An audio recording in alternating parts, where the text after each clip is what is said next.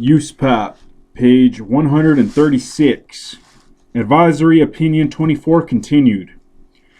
Therefore, it is not the work habits of an individual appraiser that define the normal course of business in an assignment. Rather, it is the requirements of the standards rules measured against the actions of the appraiser's peers and the expectations of parties who are regularly intended users for similar assignments. Appraiser's peers is defined as other appraisers who have expertise and competency in a similar type of assignment. In addition to the concept of normal course of business in an assignment, an appraiser has the obligation to perform research and analysis appropriate to the intended use of the assignment. Standards Rules 1-1B and 7-1B state, in developing appraisal, an appraiser must not commit a substantial error of omission or commission that significantly affects an appraisal. The comments to these standards rules state in part, diligence is required to identify and analyze the factors, conditions, data, and other information that would have a significant effect on the credibility of the assignment results. Illustrations. Number 1. A reviewer noted that a real property appraisal report did not include an analysis of a sale of the subject real property that had occurred 6 months prior to the effective date of the appraisal. The sale was reported in the local multiple listing service, MLS, which is available to appraisers in the area and to which most area appraisers subscribe. When contacted about the matter, the appraiser stated that he did not subscribe to the MLS, and checking that data source was not within his normal course of business. Is this an appropriate response? Answer: no.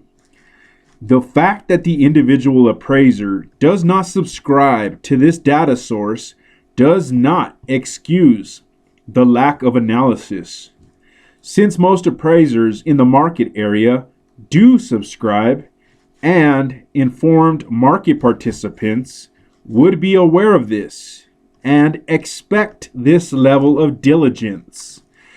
The appraiser's lack of research and analysis did not reflect the normal course of business in this market. Number 2, a real property appraiser is engaged to appraise a property that is located in a rural area.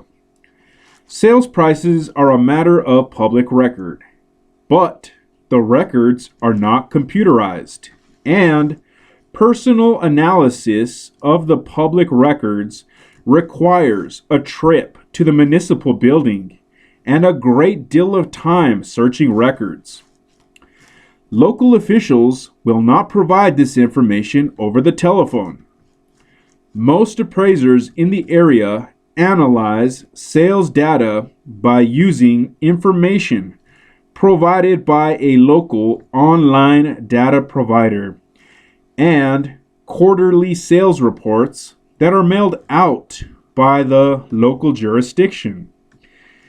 In this situation, what action is necessary by the appraiser to comply with the requirement to analyze the subject's sales history?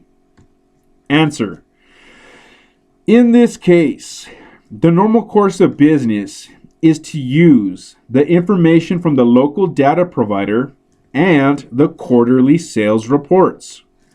If a trip to the municipal building does not reflect the typical actions of most other appraisers in this market for this property type, or the expectations of clients for this specific type of assignment, then it is not required as part of the research and analysis in this assignment. Number 3, a personal property appraiser is engaged to appraise a painting by a well-known artist for estate tax purposes. Neither the heirs nor the executor of the estate could locate the documentation for the purchase by the descendant, even though the painting had been bought less than 6 months before the appraisal was ordered. However, the sale was widely reported, both in newspapers and trade publications. Since the painting had been purchased at public auction and at a price that set a new high for that artist's work, the appraiser used sales of other paintings by the same artist to support the final opinion of value, but not the recent sale of the subject property, stating in the report that the documentation was not available. Does this comply with the sales history requirements of Standards Rule 7-5? Answer: no. This would not comply with the requirements of Standards Rule 7-5. Competent fine art appraisers would research relevant sections of newspapers and trade magazines and likely keep files or create databases of significant transactions.